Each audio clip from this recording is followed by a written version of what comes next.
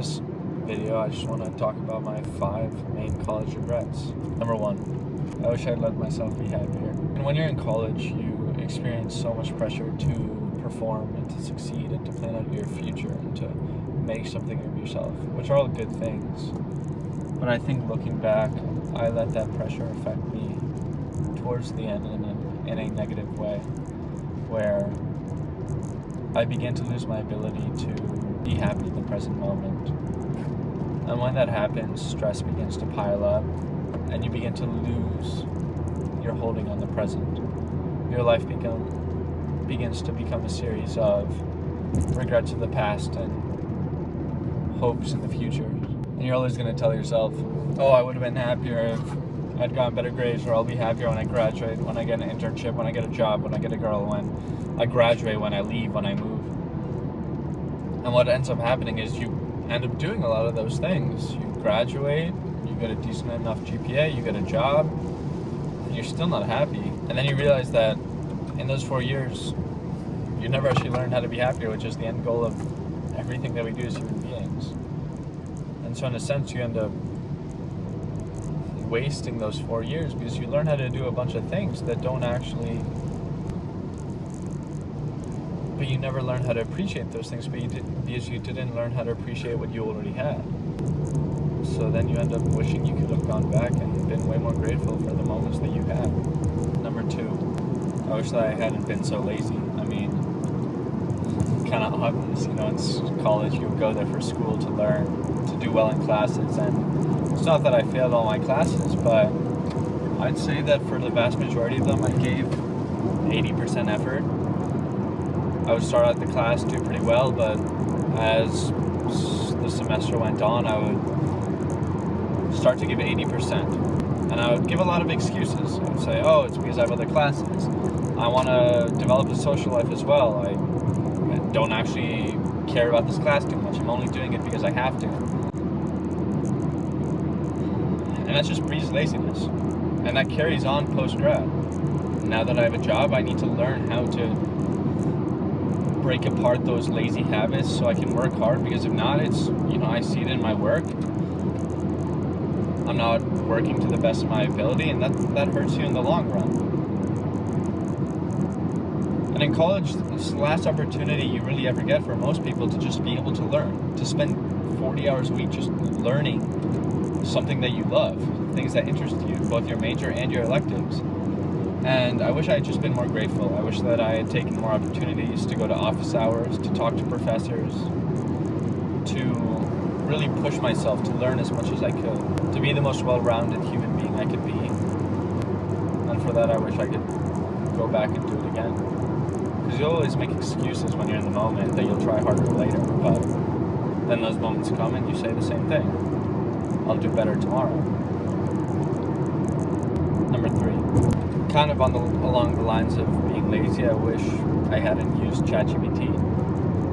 When you're a little kid and you're learning arithmetic, you don't use a calculator. You need to learn the principles before you can just get the answer.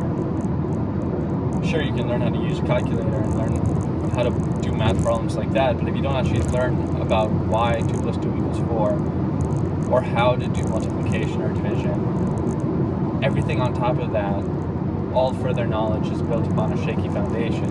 And so it's all about solidifying those principles at the beginning. ChatGPT is similar to a calculator. It shortcuts your need to think almost. It does that for you. But if you start using ChatGPT, or at least that's what I did, because in college that's in a sense, you're a little kid learning how to think, how to research, how to come to your own conclusions in a professional setting. And so if you use chat to do that for you, you end up, you don't understand how to do that. You don't understand those principles. So you don't even, whatever ChatGPT gives you, because it's so confident, or any AI model, I'm just saying ChatGPT. What ends up happening is that you can't distinguish correct versus wrong answers as well. You learn how to blindly trust. You don't think for yourself. And it kills your curiosity. Because when an answer isn't immediately given, you're training yourself to take an answer and take it and accept it. And that's all you look for. You don't look for the search. You don't learn how to appreciate not knowing, being frustrated, wrestling with a question. You don't learn how to do that because models will always give you the answer. And then, you could just say, hey, I don't really care about thinking, I just want to get a job. Sure, that's fair. But the thing is, if you go along that track of using AI to do the thinking for you, will always lose out to the person who can think on their own, but also use models.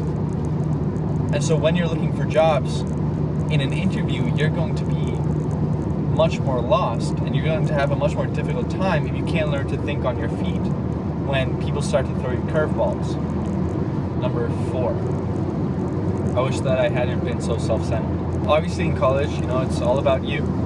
It's a very interesting state of life where you go, you move out, you live on your own, you create your own social networks, you're focusing on your major, you're focusing on your career. It's all you focused, your future, which is necessary, but you can take it too far, where you start to feed that selfishness constantly.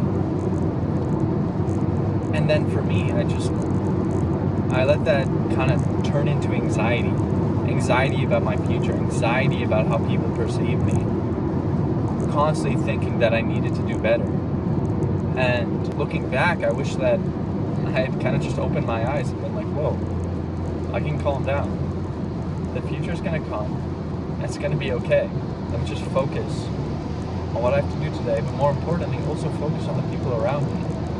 I think that with so many of my friendships, I kind of suffocated a lot of them because in a lot of our conversations, I began to be unable to be interested in the people around me and my friends. And I only wanted conversations to focus and point back to me. And now, I'm seeing that. I still have that tendency to just be an egotistical asshole, and it's so unfortunate because it's so uninteresting.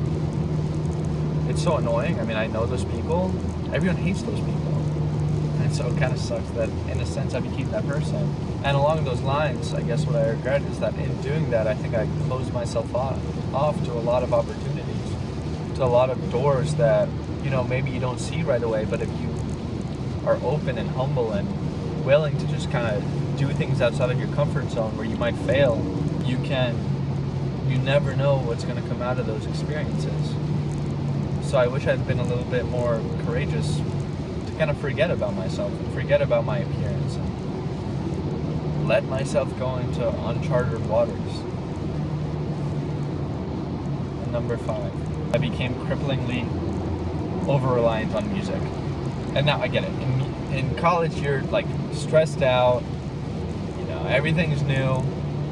Sometimes you just want to like slap on some of your favorite Coldplay to let the pain kind of go away, or even to just like dwell in the pain in a vibey way.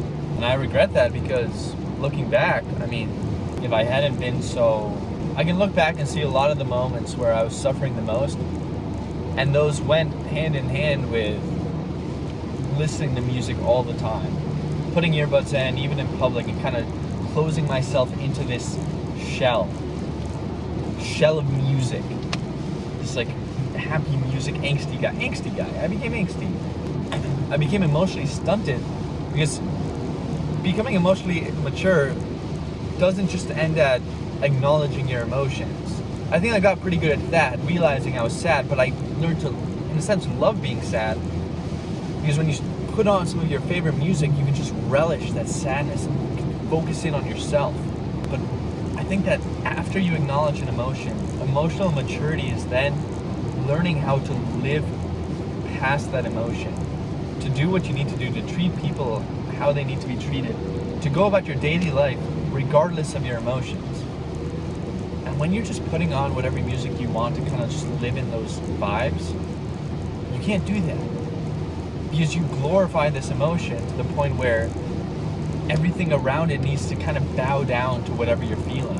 And so looking back, I wish I just didn't have earbuds. I wish I had never found out what Spotify was, so I couldn't emotionally manipulate myself into becoming so desirous of these vibes. Because sometimes even now I like see myself going back to sad playlists or eras where I was in this like emotionally pained state, which felt so glorious and like big and magnanimous in the moment. But in reality, it was just I was focused in on myself way too much. And that kind of goes in line with being too focused in on myself. And so I were to say, if you're going into college, and try not to let the music control your emotions. Try and learn how to live without it. Really, if you can. It kind of sucks. It's super boring. It's super, super boring. But that's where you actually grow. When you're bored and when you really have to think, and you realize you're sad, and it's like, okay, you acknowledge that, but then after a day or two, you're like, oh, okay, I'm still sad. This kind of sucks. Let me figure out how to get out of it.